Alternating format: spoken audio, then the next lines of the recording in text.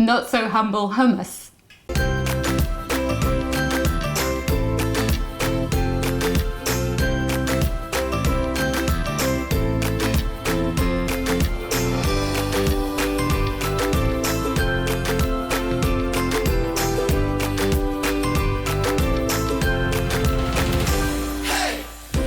Hello, welcome to Get Gardening. I'm Alan Gray in Vanessa's kitchen, and today we're going to make... Not so humble hummus. What is hummus exactly? We know it's chickpea based, but... It's chickpea based. It has olive oil, lemon, garlic and tahini in it. And tahini... Yes, I knew what I was going to ask. Yeah. is a sesame butter. It's like peanut butter is ground peanuts. Sesame paste is ground sesame seeds. So they toast them, so you can get dark and you can get light. So they're different degrees of processing the sesame seeds. This sounds very Middle Eastern, is it? It is Middle Eastern, it is. And it's just such a really nutritious snack because these chickpeas are pence to buy, especially if you buy them dried like I've bought here and then soak them I think an yourself. awful lot of people would be looking at us and thinking, but I can't be bothered with all that faff. But it isn't faff, is it? I don't know, you tell me. Well, I put these into a saucepan last night and just covered them with water. That was it. Then I came down this morning, rinsed them off, changed the water, brought them to a boil and then changed the water again. That's incredibly important because that water contains a very bitter enzyme that upsets some people's stomachs. Flatulence? A little bit of that, yes. We don't want any of that, do we? No, we don't. No, we don't quite. And it is a really strong chemical because the actual Pyrenean housewives used to bottle that first water and they'd use it to remove stubborn linen stains. So you can tell how strong it is. I can indeed. And I have heard lots of instances of people saying they don't like them because they bought them, boiled them up and then processed them and they wonder why they upset their stomach. That's the reason. So you soak them overnight, change the water, bring them to the boil, change the water again. Yeah. And bring them to a boil again. And then cook them for about 30 or 40 minutes until they're tender. Right. But again... Can I taste one? Yeah, do.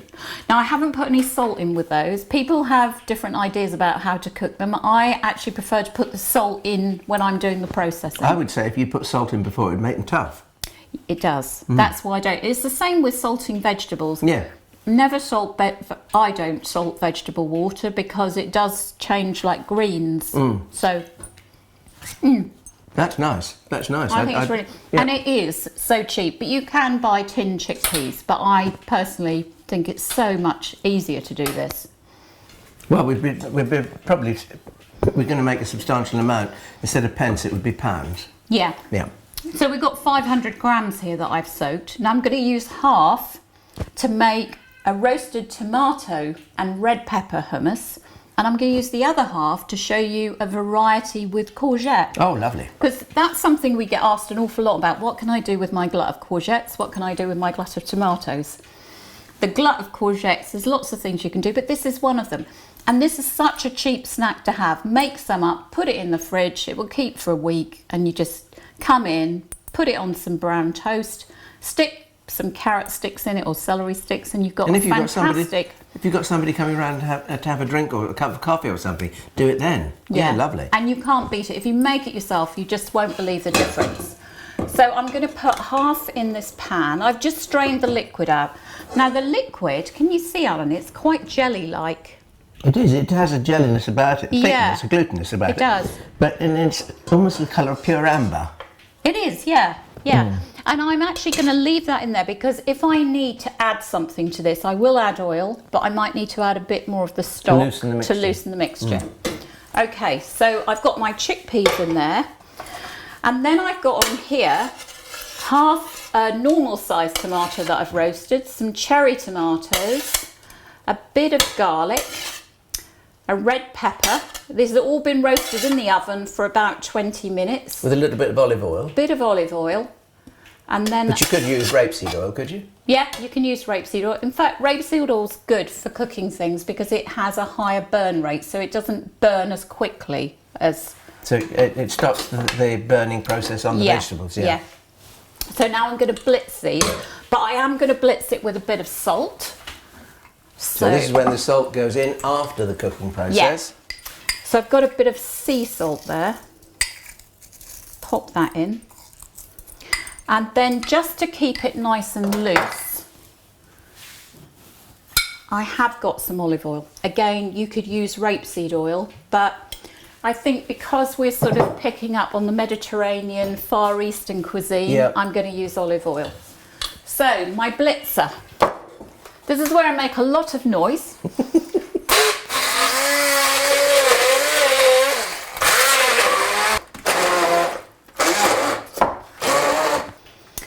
So here is my tahini paste. And I'm just gonna do this by eye, so I don't get too precious about you. People like different ingredients better than others, so I think you should always cook instinctively.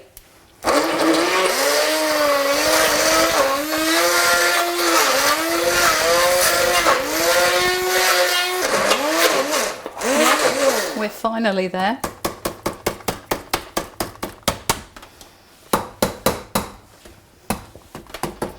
So the taste test next, before we finish off.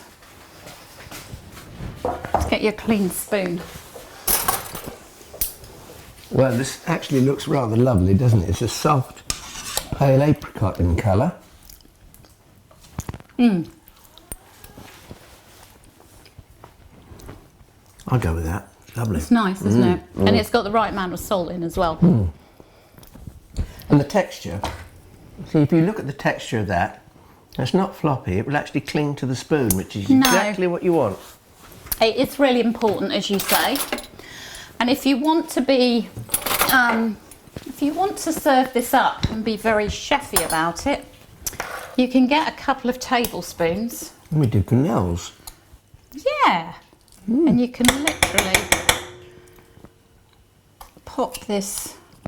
This is better when it's been in the fridge, but you can do that and you can just pull it off the tablespoon, and it's, if you want to do a sort of a bit of a, you know. Well, if you want to arrange 3 or 4 different types of hummus on a plate, do them in sophisticated dollops. Absolutely. So we're going to make one with courgettes next. Okay. Just to show that it doesn't have to just be chickpeas, tahini, garlic and olive oil. You can do different flavours. So I think a lot of the supermarkets now have different flavours, don't they? They do smoked ones and aubergine ones.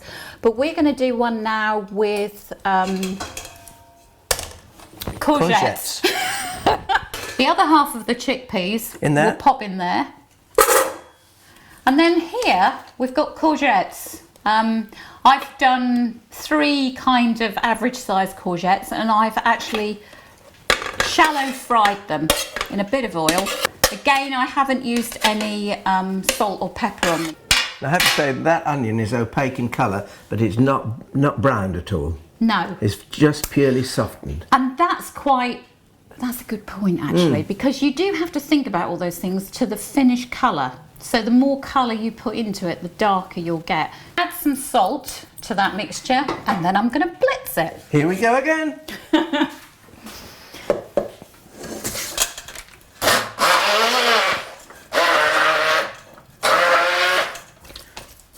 So that's mixed up. We need to taste this. Could give you a. So I'll be the guinea pig. You are. You're going to taste test it, Alan. What do you think? I think it's fabulous. It's really, really lovely, and that's fresh. It's fresh. I mean, imagine if you went and bought pots of that from a supermarket.